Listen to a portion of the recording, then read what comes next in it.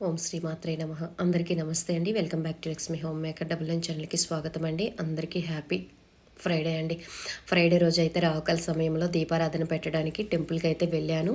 ఈ వేళటికి మూడవ వారాలు అయ్యిందనమాట. 3 వారాలు నేను రావుకాల సమయంలో దీపారాధన చేసుకున్నానమాట.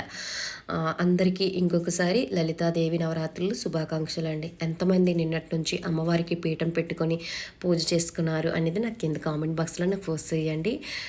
నేనైతే పెట్టలేదనమాట. నిన్నటికి నాకు 4th డే, ఈ వేళకి 5th డే అనమాట. అందుకే అమ్మవారికి కొన్ని పూజ సామాగ్రి తెచ్చుకోవాలి. రేపటి నుంచి అమ్మవారికి పీఠం పెట్టుకొని పూజ చేసుకుంటున్నాను అనమాట.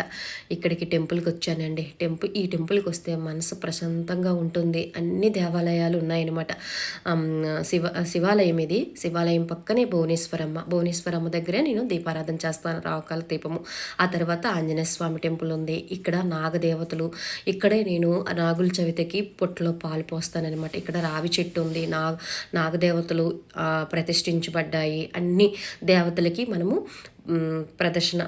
దర్శనం అయిపోయినట్టుగా అయిపోతుందనమాట. నాకు అందుకే ఈ టెంపుల్ అంటే చాలా ఇష్టము. అలాగే మనకి ఇప్పుడు రామనవరాత్రులు కదండి.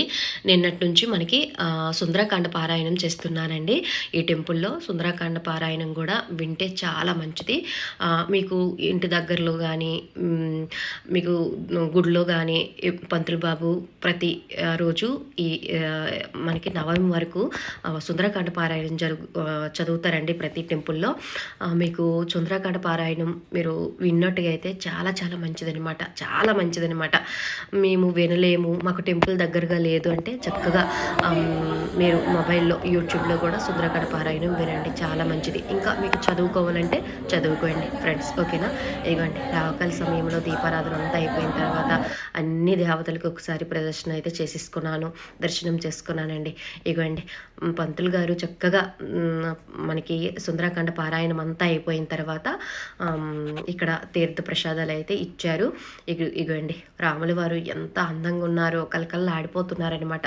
రాముల వారు, లక్ష్మణ్ గారు, అలాగే సీతమ్మ తల్లి, ఇగోండి ఎంత అందంగా ఉన్నాయో ఆ విగ్రహాలు నిండుగా కనిపిస్తున్నాయి అనమాట. నాకైతే మనసుకి చాలా ప్రశాంతంగా అనిపించింది.